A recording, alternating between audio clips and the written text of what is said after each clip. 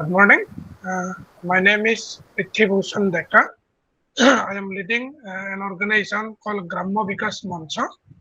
Gramin Vikas Manch was established in 1999 mainly to support the flood victims in western part of Assam.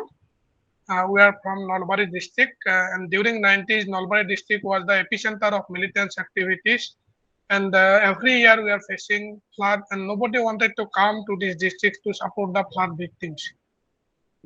And we a group of youth came together and amidst the negative environment, very negative situation, we started a club, youth club called Gramin Vikas Manch mainly to support the flood victims. And since then, and we have been working to support the flood victims in different parts of the state. And our works focus in western part of Assam. But during emergency, our volunteers goes to anywhere in the northeast, mainly in the upper conflict-prone area and disaster-prone area, and try to support the flood victims. So we had the opportunity to discuss with Mindshare, and let me share one experience. We created 11 elevated platform for human shelter.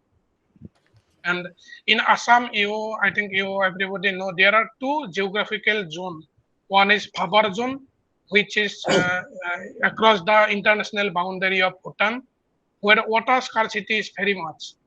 Even during winter season, people cannot get water to drink. If you ask for a glass of water, they will give a glass of milk instead of water.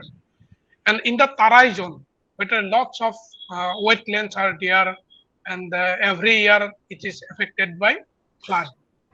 So in Phabar zone, the flood, flash flood is happening due to the excess water in tributaries and canals coming from neighboring country Bhutan. And every 5 to 10 kilometer, you will find a river. And in between this rivers group, there are numbers of canals, natural canals, which works like a artery in human body. And if there is any problem in any part of this natural system, definitely the area nearby to these systems get affected due to unplanned construction activities or changes in ecological environment. The problem is increasing.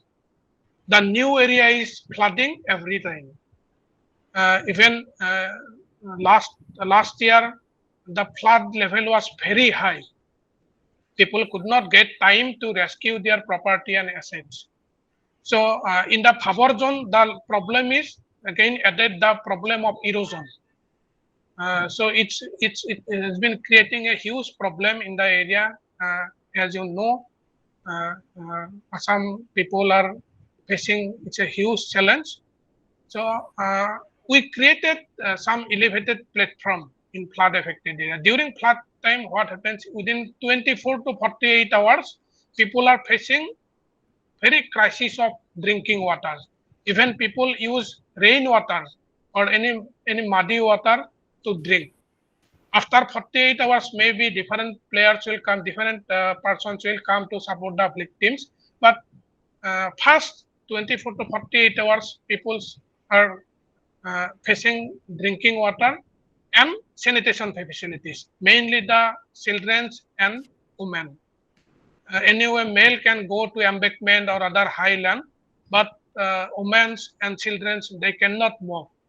So there is need of water facilities which can cater the needs in everywhere within at least till 48 hours. After the PhD department comes and the PhD department supports, but during 48 hours, it's very crucial. And sanitation facility almost in everywhere due to flood, it get collapsed. So people cannot access the sanitation facilities. We created some elevated platform in 11 areas. Last year in village Arangomo under Nalbari district, it saved around more than 2 crores assets like motorcycle, vehicles, and other household assets. People took immediately to the shelter, and around 200 persons, mainly the pregnant women, lactating mothers and children, they took shelter in that particular platform. Usually in Assam, people never goes outside the village till the last moment. This is a specific characteristics in Assam because people are coping with the flood situation. Till last moment, they hesitate to go outside their village. Government has recognized some shelter mainly in school or colleges, but people hesitate to go. Again, it create a problem in the school after this after certain period flood will reduce and the school will remain closed for another 1 month or 2 months. Children will get their education lost. So these are the general scenario everywhere in the state.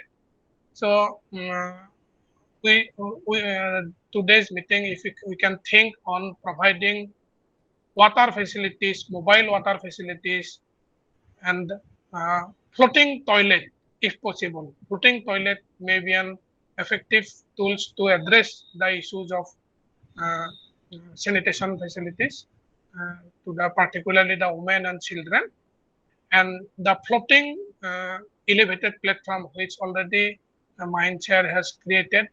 The flood situation is very deeper and crucial in nearby the wetland area. In our district, we have 16 wetland, which are the main source of livelihood for fishermen communities. Mainly the scheduled caste community remains nearby to that wetland, and these are their traditional livelihood opportunities. Again, due to the ecological imbalance created by human due to construction and other activities, this entire system is shrinking. So they are losing their livelihood opportunities, and the water level and the flood situation is becoming worse in the nearby area of wetland. So that floating systems can also help in reviving their livelihood, and because suppose in a new area or some highland area, if water remains for 7 days, in the nearby area of wetland, it will remain for 1 month. So they need to face a long time.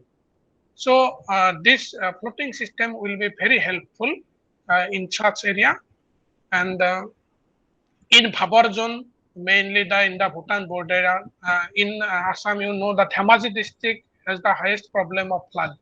And interestingly, Dhemaji district has the highest area under Bhabar zone. And after that, Baksha district has the second highest area under Bhabar zone, where water scarcity is there. At the same time, during monsoon, flash flood is happening. Finishing all assets and household income, farm, everything is finishing within 24 hours. In that area, flood remains for maximum to maximum 48 hours. But in the Tarai zone, the flood remains from up to 2 months, 3 months during entire monsoon season. So this technology can help, and definitely will help the flood affected people in different way in managing the water sanitation and hygiene. At the same time, save their life and property. So it will be very interesting for us. We have created some tube well, around 200 tube well with elevated platform to provide water to flood victims. And last year also, all these tube wells were functioning. Community is managing. It is above the highest flood level we have created. So all tube wells are providing water, at least the drinking water they can. And we also have installed some.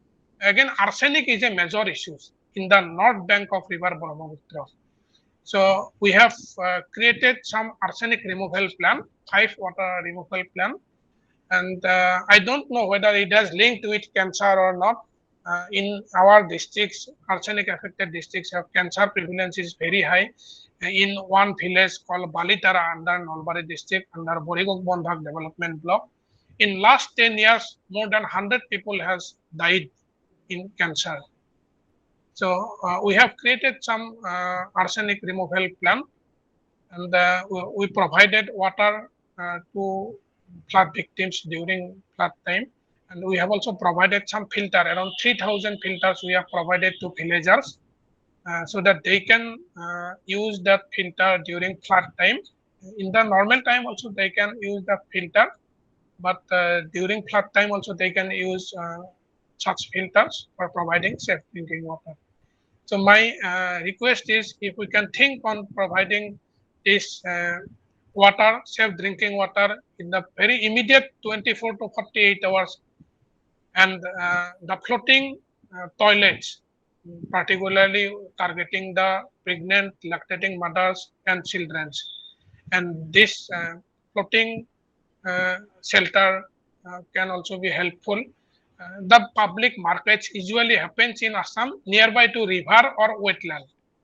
So this floating shelter we can keep in the nearby area of market during the off season, winter season or in other seasons. It can be also used as marketplace.